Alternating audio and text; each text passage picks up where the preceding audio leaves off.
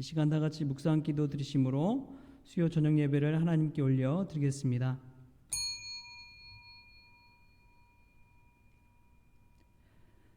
아무든지 나를 따라오려거든 자기를 부인하고 날마다 제 십자가를 지고 나를 따를 것이니라.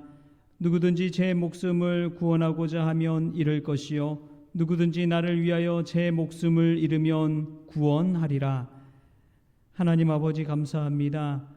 오늘 또 이 비가 오는 날 저녁에 주의 성전에 나왔습니다. 하나님, 저희들 주님이 주신 십자가를 저희들도 지고 가길 원합니다. 그러한 심령으로 이 자리에 나왔사오니 주님 은혜 베풀어 주시고 십자가의 사랑을 다시금 체험할 수 있는 복된 시간 되어지게 하여 주옵소서. 이 예배 가운데 주님의 거룩한 임재를 경험할 수 있도록 주님 축복하여 주옵소서. 예배 나온 심령마다 은혜 받게 하시고 생명의 강수가 강물처럼 흘러갈 수 있도록 축복하여 주시기를 원하오며 거룩하신 예수님의 이름으로 기원하옵나이다. 아멘. 찬송가 204장 찬송가 204장 우리 같이 찬송 부르시겠습니다. 주의 말씀 듣고서 준행하는 자는 반석 위에 터 닦고 집을 지음 같아. 비가 오고 물나며 바람 부딪혀도 반석 위에 세운 집 무너지지 않네. 잘 짓고 잘 짓세 우리 집 잘 짓세 만세 반석 위에다 우리 집 잘 짓세. 주의 말씀 듣고도 행치 않는 자는 모래 위에 터 닦고 집을 지음 같아. 비가 오고 물나며 바람 부딪힐 때 모래 위에 세운 집 크게 무너지네. 잘 짓고 잘 짓세 우리 집 잘 짓세 만세 반석 위에다 우리 집 잘 짓세. 세상 모든 사람들 집을 짓는 자니 반석 위가 아니면 모래 위에 짓네. 우리 구주 오셔서 지은 상을 줄 때 세운 공로 따라서 영영 상벌 주리. 잘 짓고 잘 짓세 우리 집 잘 짓세 만세 반석 위에다 우리 집 잘 짓세. 아멘. 잠깐 기도하는 시간 갖겠습니다. 대저 하나님의 모든 말씀은 능하지 못하심이 없느니라. 하나님 아버지 감사합니다. 수요 저녁 예배에 주님 저희들을 불러 모아주시고 하나님을 예배하고 찬양하게 하시니 감사합니다. 벌써 하반기가 시작된 지 너무나 많은 시간이 지났습니다. 하나님 감사로 인생을 디자인할 수 있도록 저희들에게 은혜를 베풀어 주시고 매일매일의 순간순간 하나님께 감사 찬양 올릴 수 있는 저희들 될 수 있도록 주님 축복하여 주옵소서. 이 시간 오늘 예배 가운데 하나님의 거룩한 임재를 체험하게 하시며 무엇보다도 이 시간을 통해서 우리의 믿음이 만세 반석 위에 세운 집처럼 든든히 세워지는 역사가 있게 하여 주옵소서. 하나님 우리 성원교회를 위해서 이 시간 기도합니다. 특별히 우리 성원교회 교우들 한 사람 한 사람을 굽어 살펴주시고 해외 출장 가 있는 우리 유전용 안수 집사님 눈동자같이 어디서든 지켜주시며 그곳에서도 맡겨진 사역들 잘 감당하고 돌아올 수 있도록 주님께서 지혜와 명철을 더하여 주옵소서. 이 모양 저 모양으로 사업장에서 수고하는 우리 지체들이 있습니다. 한 사람 한 사람을 주님께서 늘 동행하여 주시고 축복하여 주셔서 그 일들 통해서 예수 그리스도의 영광을 위해 아버지 하나님 살아날 수 있도록 주님 축복하여 주옵소서. 또 몸이 연약하여서 우리 김영인 권사님 대구에 내려가 있습니다. 아버지 그곳에서조차도 회복하여 주시고 하나님의 은혜를 체험하게 하시며 다시금 강건한 은혜 가운데 이 성전에 나와 예배할 수 있는 그날이 속히 올 수 있도록 주님 은혜 베풀어 주옵소서. 우리 변호덕 집사님 모든 사역도 잘 감당할 수 있도록 영육간의 강건함을 더하여 주시옵시고 또 중환자실에 있는 이태용 목사님께도 주님께서 은혜 베풀어 주셔서 회복시켜 주옵소서. 하나님 무엇보다도 우리 성원교회 아파트 전도를 준비하고 있습니다. 하나님 모든 일정 가운데 사람을 붙여주시고 하나님께서 일꾼들을 보내주셔서 그 모든 전도 사역 가운데서 하나님의 사도의 능력을 경험케 하시고 제자들 가운데 베푸신 성령의 능력을 체험할 수 있는 복된 시간이 되어지게 하여 주옵소서. 코로나 시대 가운데 있습니다. 특별히 다시금 재확산이 되어지는 이 기록 가운데 있사오나 하나님 그럼에도 불구하고 믿음 안에 든든히 세워져 나가게 하시고 연약한 가운데서도 지켜주시고 인도하시는 그 하나님 배울 수 있도록 주님 역사하여 주옵소서.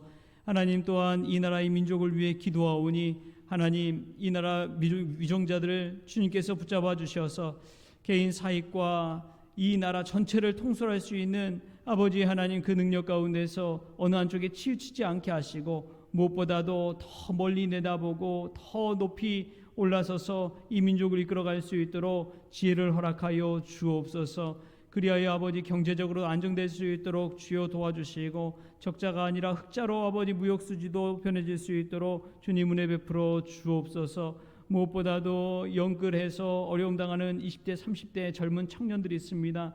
하나님 살 길을 열어주시고 인생을 포기하지 않는 마음 허락하여 주시며 무엇보다도 하나님 앞에 다시금 나올 수 있는 그런 귀한 시간들 될 수 있도록 주님 역사하여 주옵소서. 아버지 하나님 주님 이 세대 가운데서도 하나님께서 은혜 베풀어 주셔서 아버지 하나님 이 젊은 세대가 교회를 떠나가고 하나님을 떠나가며 믿음을 저버리는 그러한 시대 가운데 있습니다. 그럼에도 불구하고 교회 학교와 젊은 청년 세대가 하나님 앞에 돌아오는 놀라운 은혜를 경험하게 하시고 그러므로 말미암아 다음 세대에 바알에 무릎 꿇지 않는 7,000명을 남겨두신 것처럼 우리 젊은 세대에 한 사람 한 사람이 귀한 민족의 리더로 쓰임받고 하나님의 사람으로 쓰임받는 귀한 역사가 있게 하여 주옵소서. 하나님 또한 이 폭우 가운데서 어려움 겪는 이들이 있습니다. 하나님께서 굽어 살펴주셔서 그 모든 어려움이 변하여서 기쁨이 되게 하시고 그 모든 어려움 속에서 견딜 수 있는 힘도 허락하여 주옵소서. 그리하여 아버지 폭우로 이재민도 발생하지 않도록 주님께서 막아주시고 아버지 여름도 은혜 가운데 강건하게 잘 날 수 있도록 주님께서 역사하여 주옵소서. 오늘 모든 예배 가운데 특별히 말씀 가운데 함께하여 주셔서 내가 하나님 앞에 서서 살아가고 있다는 그 사실을 깨닫는 복된 은혜의 시간, 말씀의 시간이 되어지게 하여 주옵소서. 예배의 모든 시종을 주님께 의탁하오며 거룩하신 예수님의 이름으로 감사하며 기도하옵나이다. 아멘. 오늘 하나님께서 우리에게 주신 말씀은 갈라디아서 1장 18절에서 24절까지의 말씀입니다. 갈라디아서 1장 18절에서 24절까지의 말씀 우리 한 절 한 절 교독하도록 그렇게 하겠습니다. 그 후 3년 만에 내가 게바를 방문하려고 예루살렘에 올라가서 그와 함께 15일을 머무는 동안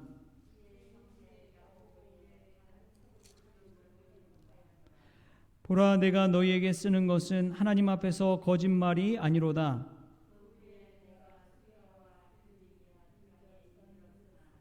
그리스도 안에 있는 유대 교회들이 나를 얼굴로는 알지 못하고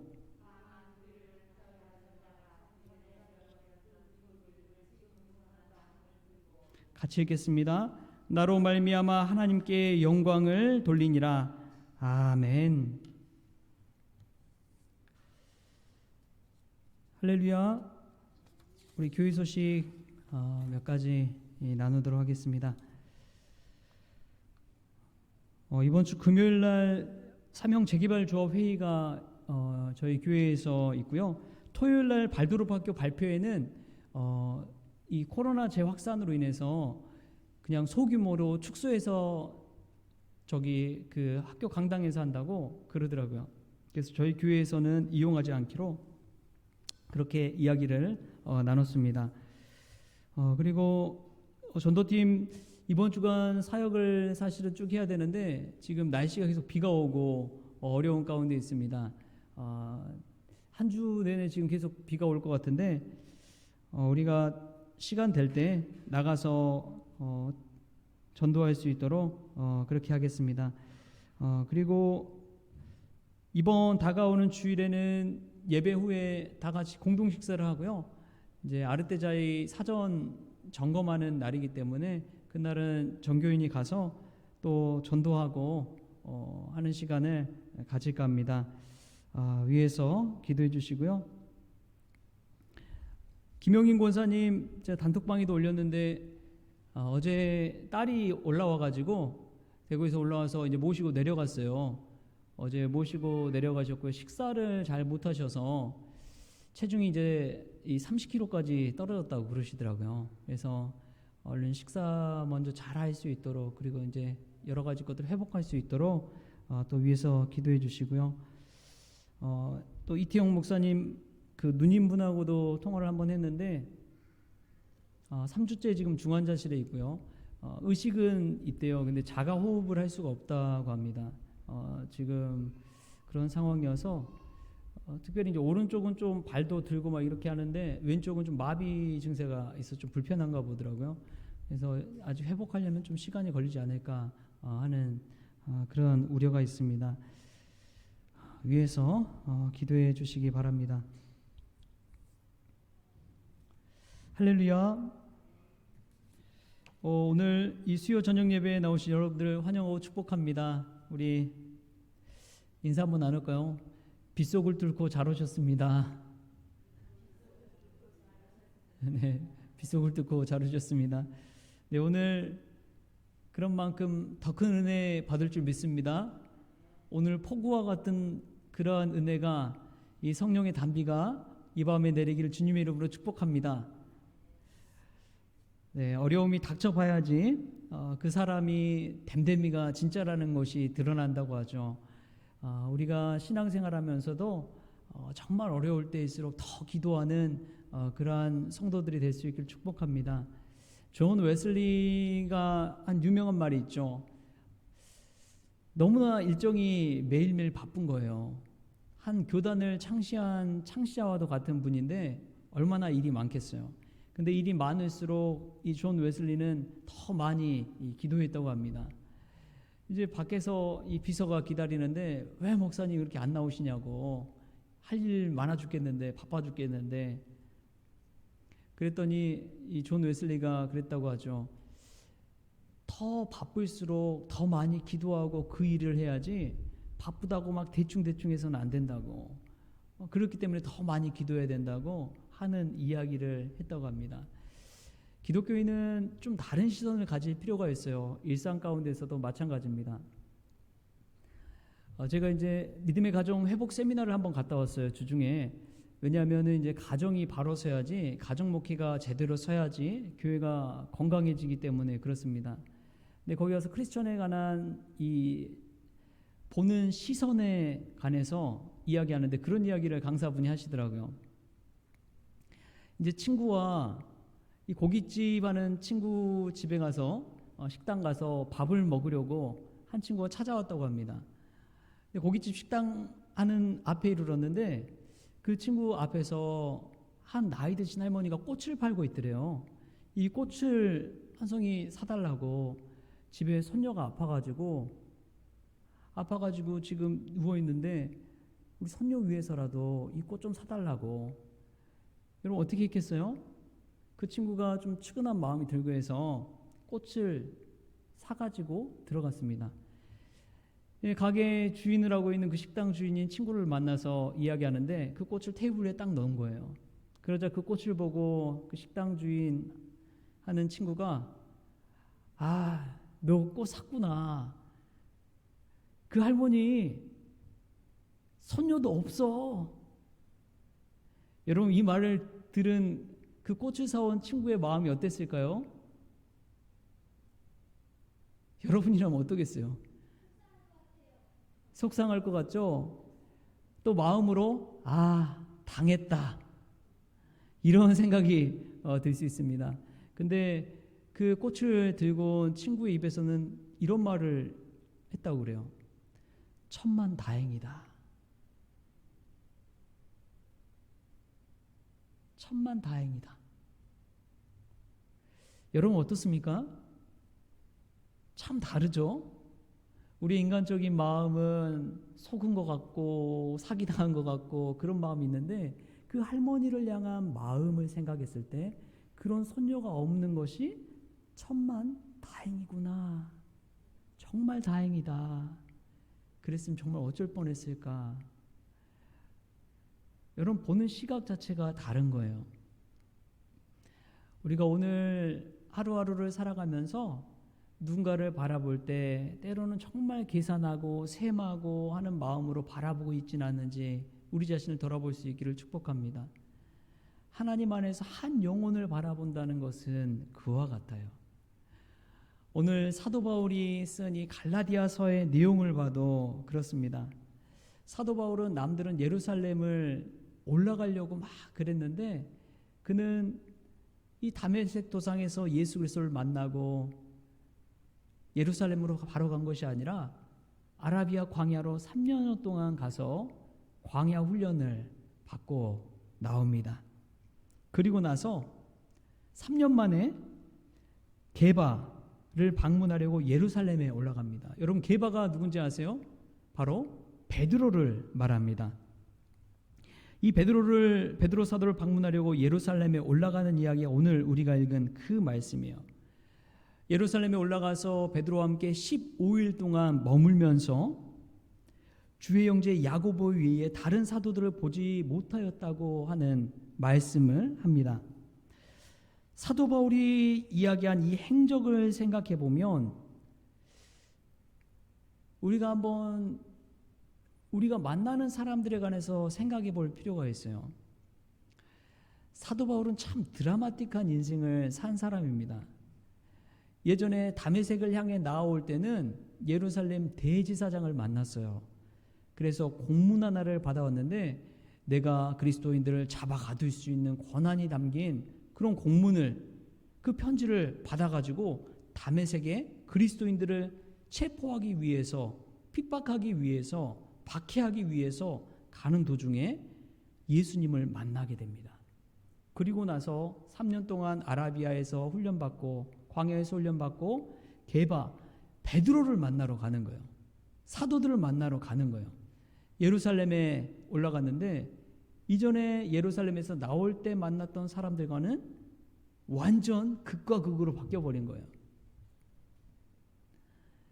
여러분, 예수님을 믿는다는 것, 예수님을 따른다는 것, 그것은 이 만나는 사람이 완전히 달라지는 것을 뜻합니다. 신앙생활 하기 이전과 이후가 달라지는 거예요.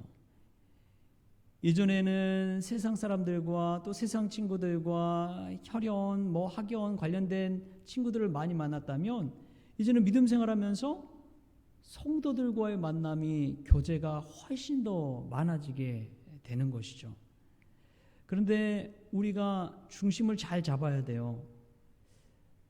우리가 너무 또 성도들 사이에만 빠져 있어서도 안 됩니다. 왜냐하면 사도 바울이 우리가 사도로서의 표준을 잡을 만한 분이거든요. 근데 사도 바울은 항상 믿는 사람도 만나고 믿지 않는 사람들도 만났어요.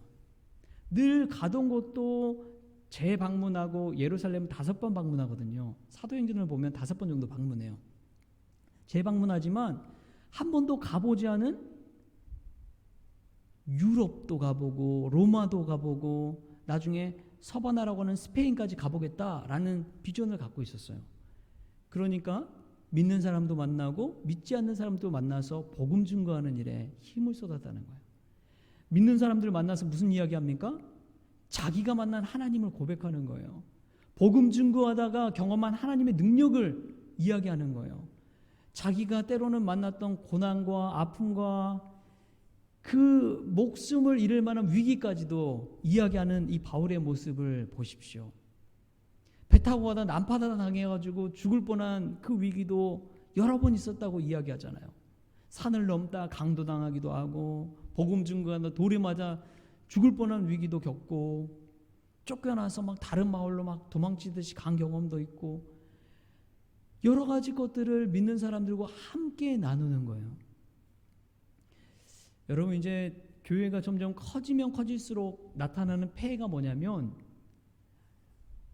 아는 사람이 몇 명 안 된다는 거예요. 지금 한 300명 정도 되면 거의 다 안다고 그래요. 성도들이. 한 300명 정도만 돼도 거의 다 이제 저분은 우리 교회 다니는 분이구나. 그리고 좀 가까운 분들은 속속들이 이제 다 알죠. 근데 1000명이 넘어가기 시작하면 같은 교회 다니는데도 잘 모르는 경우가 있다는 거예요. 예전에 한경직 목사님도 그런 일이 있었다고 합니다. 영락교회가 워낙 크니까 한 번은 기차 타고 딱 내려가는데 그 옆 칸에 있는 분이 영락교회 집사님이었나 봐요. 근데 한경직 목사님 모르니까 근데 그분이 막 음료수도 대접해드리고 막 잘해주더래요. 아유 감사합니다 하고 이제 한경직 목사님이 묻는 거죠. 아유 누구신데 저한테 이렇게 잘해주시냐고. 목사님 저 영락교회 집사예요. 모른다는 거예요. 너무 교인들이 크고 많다 보니까 교주에 이제 재직이고 집사고 그럼에도 불구하고 얼굴도 모르고 그런 경우가 많다는 거예요. 이 공동체성을 갖는다는 것, 그것은요 함께 서로의 기도 제목도 나누고 아플 때 서로 함께 해주고 기쁨도 같이 두 배로 나누고 하는 교제가 있는 것이죠. 이게 바로 같이 믿음을 공유하는 공동체요 같은 성도라고 한 교회의 성도라고 이야기할 수가 있는 것입니다.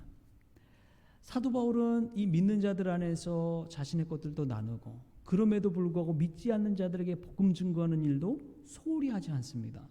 이게 참 중요해요. 이게 너무나 중요합니다. 여러분 제가 아는 한 권사님이 있어요. 이분은 이 한신교회 권사님인데 너무나 유명한 분이에요. 왜냐하면 한신교회 대부분의 성도들을 다 알고 있어요.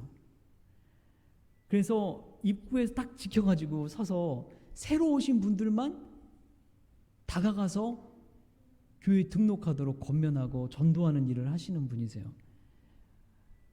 얼마나 교육자보다 더 잘하는지 이 성도들 딱 보면 알아서 적극적으로 가서 이 교회 소개하고 알려주고 말 한마디 건네주고 이런 게 얼마나 큰 힘이 되는지요.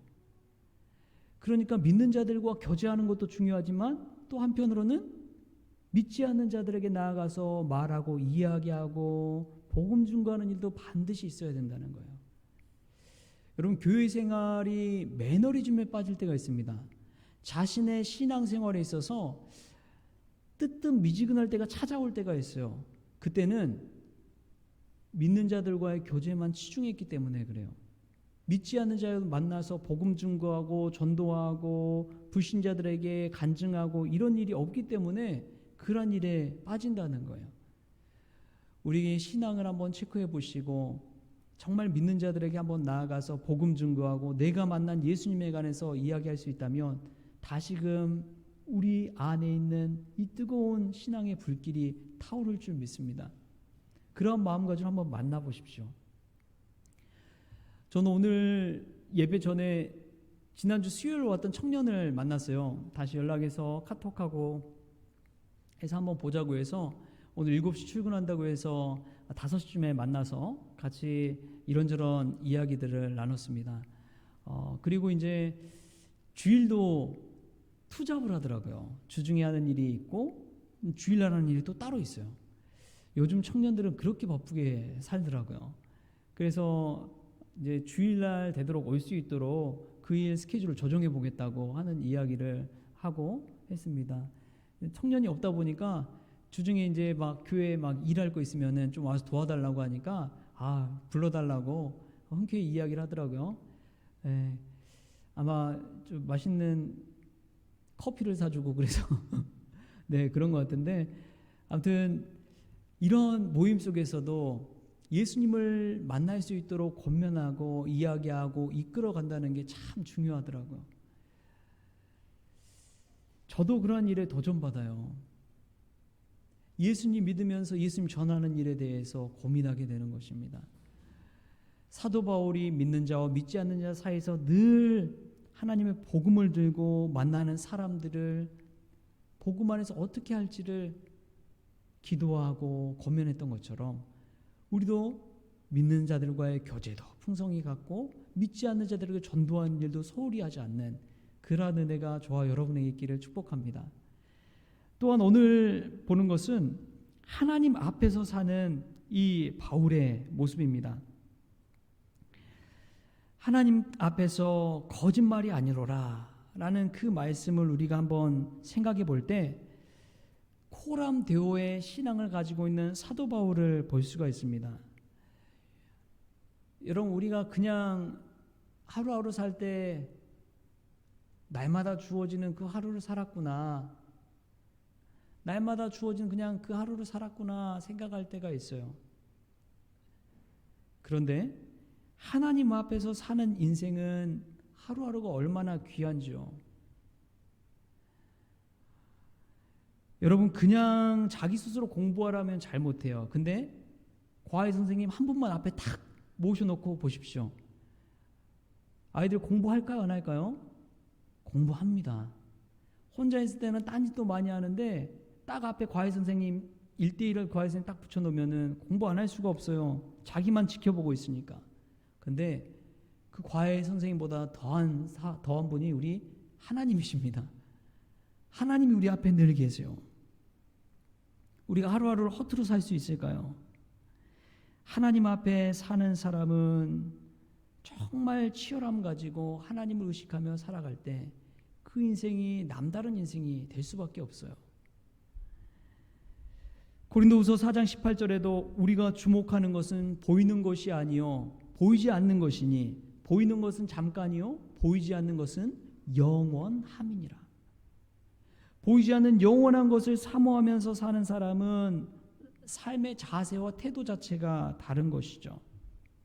여러분, 다윗을 한번 보세요. 다윗이 하나님의 언약궤를 성전으로 모시고 올 때, 여러분, 왕이잖아요. 채통을 지켜야 되잖아요.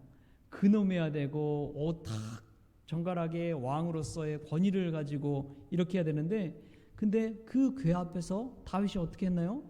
옷이 벗겨지는 줄도 모르고 막 신나게 춤추고 찬양하는 거예요. 백성들이 보든지 말든지 자신의 왕비 미갈은 못마땅해하죠. 왕이 어쩜 저러냐고. 그럼에도 불구하고 다윗 왕은 하나님 앞에서 너무나 기쁜 거예요.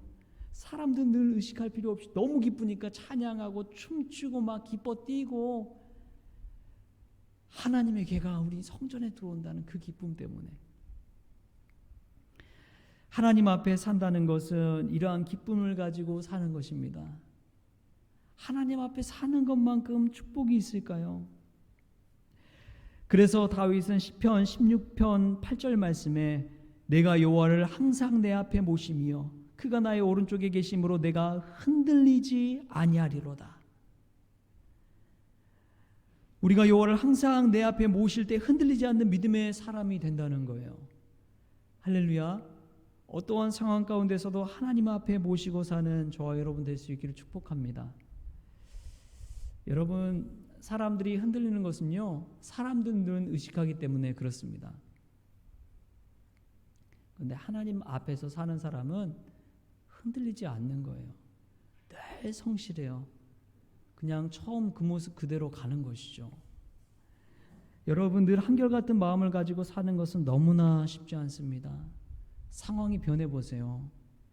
아무런 걱정 없이 먹고 마시고 지낼 때는 상관없는데 가정에 풍파가 몰아닥치고 사는 것이 괴롭고 자식 때문에 걱정 근심이 끊이지 않고 경제적인 문제가 찾아오고 건강의 염려로 밤잠을 설치고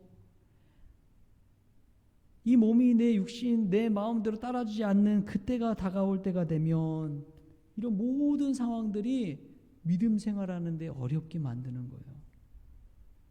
그럼에도 불구하고 그 상황 가운데 하나님 앞에서 흔들리지 않는 사람으로 산다는 것 얼마나 귀한 일인지요.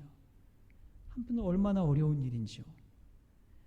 이 사도 바울은 이 하나님 앞에서 사는 신앙에 대해서 이 갈라디아 교인들에게 이야기하는 것입니다. 왜? 이 갈라디아서를 쓴 목적이 그거예요. 바울의 사도권이 흔들렸기 때문에 그래요. 유대 율법 교사들이 와서 바울은 사도가 아니다 하면서 이야기하니까 이 갈라디아 교회 사람들 마음이 흔들리는 거예요. 진짜? 그렇네? 아닌 것 같네? 바울이 왜 사도지? 이 흔들리는 것을 다 흔들리지 않도록 하는 것이 하나님 앞에서 하는 이 신앙이라는 것을 알려주고 있는 것입니다. 또한 무엇보다도 오늘 말씀에서 주목할 수 있는 것은 우리가 다시 한번 읽어볼까요? 우리 21절부터 24절까지 같이 한번 읽어보겠습니다. 오늘 본문 말씀 1장 21절부터 24절 시작. 그 후에 내가 수리아와 길리기아 지방에 이르렀으나 그리스도 안에 있는 유대의 교회들이 나를 얼굴로는 알지 못하고 다만 우리를 박해하던 자가 전에 멸하려던 그 믿음을 지금 전한다함을 듣고 나로 말미암아 하나님께 영광을 돌리니라. 아멘. 여러분 좀 우리가 길게 읽었지만 이 말은 바울에 대한 소문을 들었다는 거예요. 바울에 대한 소문을 들었는데 유대의 교회들이 자신의 얼굴로는 한 번도 본 적 없고 알지 못하지만 어떤 소문을 들었느냐? 우리를 박해하던 그 자가 전에 멸하려던 그 믿음을 지금 전한다 하는 소문을 들은 거예요. 바울이 그랬잖아요. 박해자, 핍박자, 폭행자였지만 그가 이방인의 사도가 되어서 예수 그리스도를 증거하고 복음을 증거하고 하는 이야기들이 이 교회 안에 확 울려 퍼진 거예요. 소문이 퍼진 거죠. 여러분 소문이 얼마나 무서운지 모릅니다. 발 없는 말이 천리를 간다고 그러잖아요. 여기서 그냥 말 한마디 했을 뿐인데 그 말이 막 퍼져가지고 천리를 가는 거예요. 삽시간에 퍼진 거예요. 근데 좋은 소문이 먼저 퍼져, 나쁜 소문이 먼저 퍼져요? 나쁜 소문이 막 순식간에 퍼지잖아요. 그러니까 무서운 거예요. 이거는 한번 소문이 사실이 팩트가 아닐지라도 한번 퍼지면 나중에 뒷감당하기가 정말 어려운 거예요. 이 소문이 또 다른 소문을 낳기 때문에 그렇습니다. 여러분 소문은 요즘 더 무섭습니다. 이 SNS나 카톡, 페북, 유튜브 이 다양한 미디어 매체를 통해서 이 소문이 싹 퍼져나가기 시작하면은 얼마나 걷잡을 수 없는지요. 소문이 사람을 죽이잖아요. 여러분들 왜 연예인들이 이 악성 댓글 때문에 막 자살하고 하는 일이 생길까요? 이 댓글 하나에 마음 상처받아가지고 괴로워서 살 소망을 잃어버리고 그래서 소문이 정말 무서운 것입니다. 초기 기독교 교회에서도 이 교회에 대한 소문이 안 좋게 났어요. 왜냐하면 예수님이 자신을 기념하라고 하면서 알려준 예식이 성찬식인데 예수님의 살과 피를 나누고 같이 기념하라는 그 메시지가 여러분 그냥 그 언어 자체로 딱 들으면 어떤 느낌이에요? 내 살과 피를 먹으라. 그것을 기념하라. 마치 식인종처럼 생각이 들잖아요. 살벌하잖아요. 피를 먹는다고? 살을 먹는다고?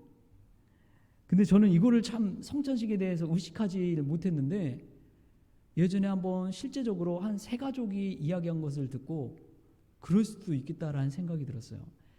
우리가 맥주감사절 성찬식을 했지만 이 성찬상을 딱 놓고 하얀 천을 딱 덮어놓고 그런 것을 세 가족이 딱 와서 처음 봤대요. 근데 그것을 보고 놀래서 나갔다는 거예요. 그래서 왜 나갔는지 나중에 물어보니까 그게 마치 시체를 눕혀놓고 예배를 드린 것 같다는 생각이 들어가지고 무서워서 나왔다는 거예요. 정말 그렇게 듣고 나서 보니까 정말 그럴 수도 있겠다라는 생각이 들더라고요. 이처럼 초기 기독교 교회 내에서는 엄청난 소문이 오해가 난무했습니다. 그럼에도 불구하고 주님의 교회는 지금도 든든히 세워지고 있고요. 앞으로도 세워질 것입니다. 왜냐하면 이러한 안 좋은 소문도 있지만 정말 귀한 소문도 있거든요. 그게 바로 복음에 관한 소문입니다. 우리 성원교회가 소문난 교회가 되기를 축복합니다. 믿음이 좋은 성원교회, 예수님 닮은 성원교회, 사랑이 넘치는 성원교회, 가면은 사람들 얼굴이 확 펴져가지고 막 웃음 보따리가 넘쳐나고 보기만 해도 행복한 교회, 그 교회만 가면 행복 바이러스가 확 가득한 교회, 그 교회 가면은 찬양이 넘치고 하나님의 살아계심을 체험할 수 있는 교회, 성원교회 한번 가보라고. 그렇게 소문난 교회가 우리 성원교회 될 수 있기를 축복합니다. 여러분, 이러한 소문은요, 어디서부터 시작되는지 아십니까? 우리 얼굴에서 시작됩니다. 물론 하나님 말씀의 은혜를 받아서 그렇지만, 하나님이 은혜 주셔야지 그렇지만, 성도들의 얼굴을 보면 그 교회의 수준을 알 수 있다는 거예요. 예전에 만난 목사님 그런 이야기 하더라고요. 자기 이제 아들이 중학교 1학년에 올라갔는데 자신 설교할 때는 고개를 푹 숙이고 있대요. 그러다가 기도하겠습니다 하면 웃음이 얼굴이 확 펴지면서 설교 끝나고 기도하겠습니다 하면 얼굴이 확 펴지면서 살아난대요. 마치 잠에서 깨어나는 것처럼. 그런 아들 때문에 죽겠다고 막 그런 이야기를 하시더라고요. 근데 보면은 주일 예배 때 보면은 가끔 그런 느낌이 들 때가 있어요. 막 설교하고 났는데 기도하겠습니다 하면 다들 막 살아나가지고 막 생기가 돌고 막 얼굴에 막 웃음꽃이 피어. 우리가 예배 자리에 왔을 때 처음부터 그러한 얼굴 될 수 있기를 축복합니다. 우리가 그런 웃음이 넘쳐서 행복한 모습으로 하나님을 예배할 때 그냥 사람 보지 않고 하나님만 바라봐도, 십자가만 바라봐도 기쁨이 넘치고 감사하고 은혜가 충만하고 그런 모습으로 신앙생활 한다면 여기 단 한 사람이 있어도 하나님 기뻐하실 것 같아요. 그러지 않을까요?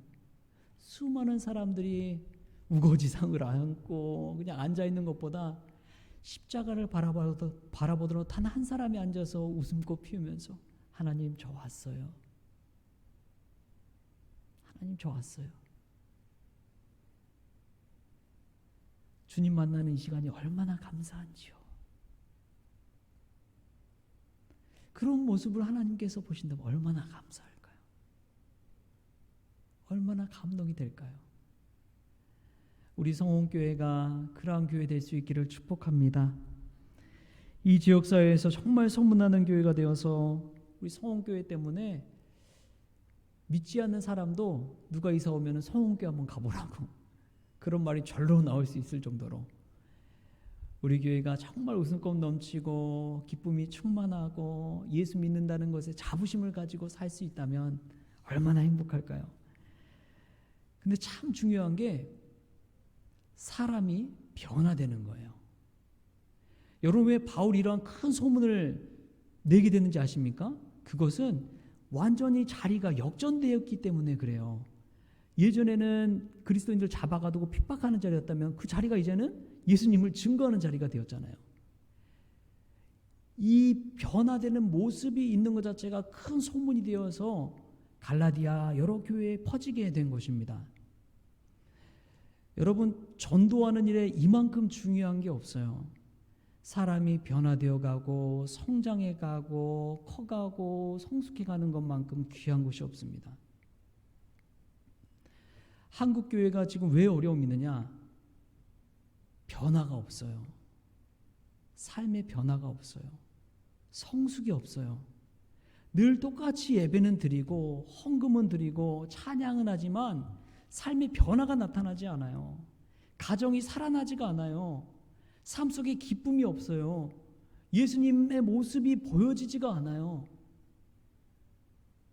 사도 바울이 갈라디아 교회 교인들에게 이야기하는 메시지는 그겁니다. 하나님 앞에서 살게 된다면 삶의 변화가 나타나기 시작하는 거예요. 교회 안에서만 예수 믿는 모습이 아니라 가정 안에서도 직장에서도 내가 만나는 사람들 안에서조차도 하나님 앞에 사는 모습 그대로 살아간다면 바울이 변화된 것처럼 엄청난 변화가 나타나는 거예요. 엄청난 변화가 나타나요. 내가 정말 하나님 앞에서 살아가는 마음으로 철저하게 신앙생활하고 교회에서 웃고 신앙생활하는 그 모습으로 가정에서든 어디서든지 살아날 수만 있다면 저는 변화가 나타날 줄 믿습니다. 여러분, 가정이 교회예요. 직장이 교회예요. 그 생각 가지고 사십시오. 그때 변화가 나타나기 시작할 겁니다. 마인드가 달라야 돼요. 가정에서 아버지고 직장에서 일꾼일지라도 내가 예수 믿는 사람이란 것은, 크리스천이란 것은 변하지 않잖아요. 그러한 정체성을 가지고 하루하루 살아간다면 변화가 나타나기 시작할 줄 믿습니다. 권위를 내려놓으십시오. 내가 뭐가 되려고 한다면은 전도하려면 체면이고 뭐고 다 내려놔야 되잖아요. 우리가 하나님 앞에서 사는 믿음으로 산다면 저절로 좋은 소문이 날 줄 믿습니다. 제가 요즘 기도하면서 하나님 앞에서 살아간다는 건 무엇일까? 요즘 기도하는 게 뭐냐면 이 교회 안에 갇히지 않게 해달라고 저는 기도하고 있어요. 성원교회를 제가 섬기고 목양하고 하지만은 이 교회 안에서 갇히지 않게 해달라고 지금 기도하고 있습니다. 이 지역사회를 내가 좀 돌아봐야겠다라는 생각이 들어요. 기도의 영역을 내가 넓혀가야겠다는 그런 도전이 자꾸만 들어요. 믿는 성도들을 향한 관심과 기도도 당연히 있어야겠지만 믿지 않는 자들과 이 지역사회 안에서 정말 예수님의 마음으로 내가 해야 될 일이 무엇일까를 고민하고 돌아봐야겠다는 마음이 자꾸만 듭니다. 여러분, 교회가 성장하고 지경이 넓어지는 것은 다른 것이 아니에요. 우리의 마인드를 열어가는 거예요. 우리의 자리를 역전시켜가는 거예요. 예수 그리스도를 핍박하는 자리가 있었다면 이제는 예수 그리스도를 증거하는 자리로 나아간 바울처럼 내가 교회에서 신앙생활하는 것이 성도라고 생각하는 마인드였다면 이제는 나의 가정에서도 나의 직장에서도 내가 거하는 그곳에서도 크리스천으로 살겠다는 마음으로 사는 것이 이 변화와 성숙으로 다가오는 것입니다. 여러분, 사실 제가 이야기는 하지만 설교는 하지만 이게 정말 어렵다는 것을 알아요. 저도 아버지잖아요. 애들 대하잖아요. 이 쉽지 않더라고요. 쉽지 않아요. 그러나 우리가 그 일을 소홀히 했을 때 한국교회의 미래는 없습니다. 한국교회의 미래 없어요. 제가 어제 세미나 가서 참 놀란 게 있어요. 믿음의 가정 회복 세미나였거든요. 근데 그 모임에서 다들 공통적으로 위기의식과 문제의식을 가지고 있는 게 뭐냐면 가정이 무너지고 있다는 거예요. 신앙 계승이 제대로 되지 않고 있다는 거예요. 모든 거의 한국교회가 그 지경에 이르렀어요. 신앙교육이 안 된다는 거예요. 아브라함, 이삭, 야곱처럼 대를 이어가야 되는데 그게 제대로 되어지지 않는다는 거예요. 거기에 대한 어려움과 위기의식을 가지고 그 자리에서 모여서 이야기하는데 목사님이 하는 이야기가 딱 그거예요. 다른 거 없다. 부모가 죽어야 한다. 부모가 예수 안에서 죽어야 된다. 그래야지 가정이 산다. 부모의 의식을 자녀에게 막 주입하려고 하다 보면 절대 변화는 불가능하다. 부모가 자녀와 공감대를 형성하기 시작할 때 변화는 시작된다. 그 이야기를 하는 거예요. 나의 자리가 아니라 자녀의 자리로 내려가서 대하라는 것이죠. 바울이 핍박하는 자리가 아니라 복음 증거하는 자리로 내려갔을 때 교회에 엄청난 변화가 생겨난 것처럼 가정에서도 그런 변화가 일어난다는 것입니다. 근데 그 기본은 무엇이냐? 각자의 개인이 하나님 앞에서 코람데오의 신앙으로 사는 거예요. 우리가 하나님 앞에서 신앙생활하는지 안 하는지 가장 잘 아는 애들이 누구예요? 바로 우리 자녀들, 가족이잖아요. 사랑하는 성교회 성도 여러분, 우리가 이 코람데오 하나님 앞에서의 신앙으로 살 수 있기를 축복합니다. 정말 이 신앙으로 우리가 살아서 보는 눈이 처음부터 달라졌으면 좋겠어요. 만나는 사람들을 믿는 자와 믿지 않는 자 균형 있게 만날 수 있기를 축복합니다. 하나님 앞에서 사람들을 의식하지 않고 하나님 의식하며 살 수 있기를 바랍니다. 그러므로 우리 교회가 믿음의 소문이 나는 그런 아름다운 성원교회가 되었으면 좋겠어요. 그러면 전도 안 해도 돼요. 전도 안 해도 됩니다. 우리 얼굴이 전도거든요. 그러한 행복한 교회, 기쁨이 충만한 교회가 되어서 우리 얼굴 전도지로 전도하고 예수님 증거하는 우리 성원 가족들 다 될 수 있기를 좋으신 예수님의 이름으로 축복합니다. 하나님 아버지 감사합니다. 오늘 하나님 앞에서란 말씀 제목을 가지고 함께 은혜를 나누었습니다. 하나님, 저희들 정말 하나님 의지하며 하나님 바라보며 하나님의 구원의 감격과 기쁨을 가지고 하루하루 살게 하시고 저희들의 삶이 변화되어서 믿음의 소문이 나게 하시고 저희들의 가정이 변화되게 하시며 저희들의 삶의 모든 영역에서 믿음의 지경이 확장되는 그 은혜를 체험케 하여 주옵소서. 건물에 갇히지 않게 하시고 발로 뛰며 관심과 기도로 나아갈 때 이 지역사회를 살리고 영혼을 살리는 우리 성원교회가 되어지게 하여 주옵소서. 감사하며 예수님의 이름으로 기도합니다. 아멘. 우리 찬송가 438장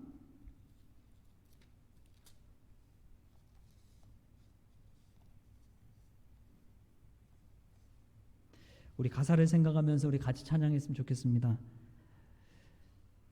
여러분 정말 하나님께 받은 은총을 생각하면서 같이 찬양합니다.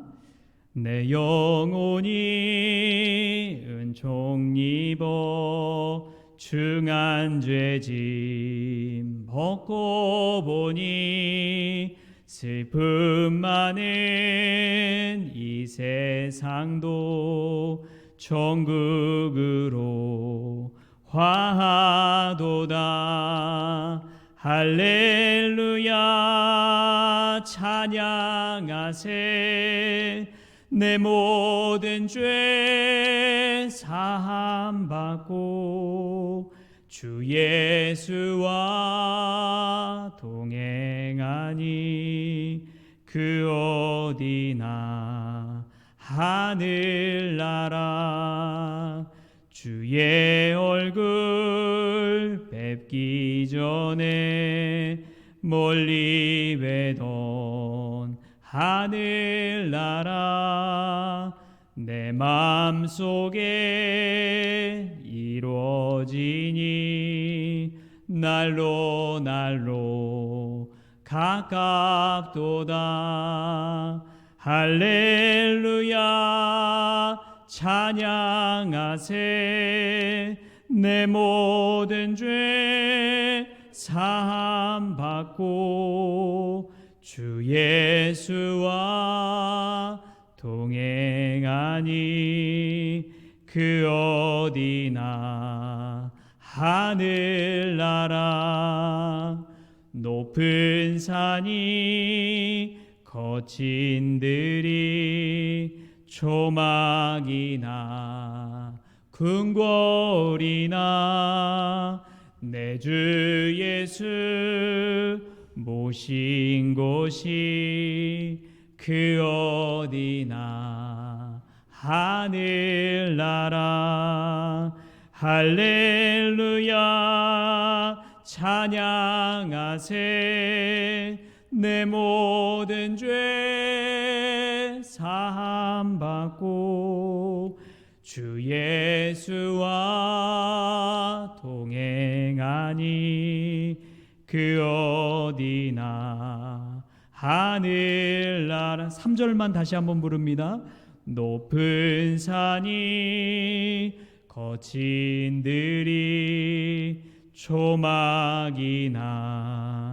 궁궐이나 내 주 예수 모신 곳이 그 어디나 하늘나라 할렐루야 찬양하세 내 모든 죄 사함받고 주 예수와 동행하니 그 어디나 하늘나라.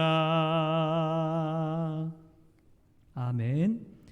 우리 주님이 가르쳐 주신 기도로 오늘 수요 저녁 예배를 마치겠습니다.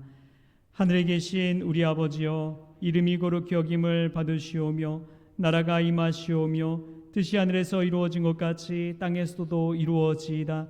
오늘 우리에게 일용할 양식을 주시옵고 우리가 우리에게 죄진 자를 사하여 준 것 같이 우리 죄를 사하여 주시옵고 우리를 시험에 들게 하지 마시옵고 다만 악에서 구하시옵소서. 나라와 권세와 영광이 아버지께 영원히 있사옵나이다. 아멘. 우리 시간 같이 말씀 생각하면서 같이 기도했으면 좋겠습니다. 우리가 하나님 앞에서 살고 신앙생활하게 해달라고, 그래서 우리의 믿음의 지경이 확장되고 믿음의 소문이 나는 우리 교회 되어지게 해달라고 이 시간 같이 기도했으면 좋겠습니다.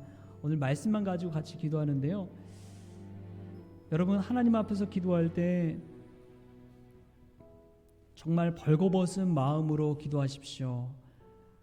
내 옆에서 나의 작은 소리에도 귀 기울이시는 여호와 하나님이 계시다는 사실, 항상 하나님을 내 앞에 모시고 살았던 다윗의 마음으로 오늘 기도했으면 좋겠습니다.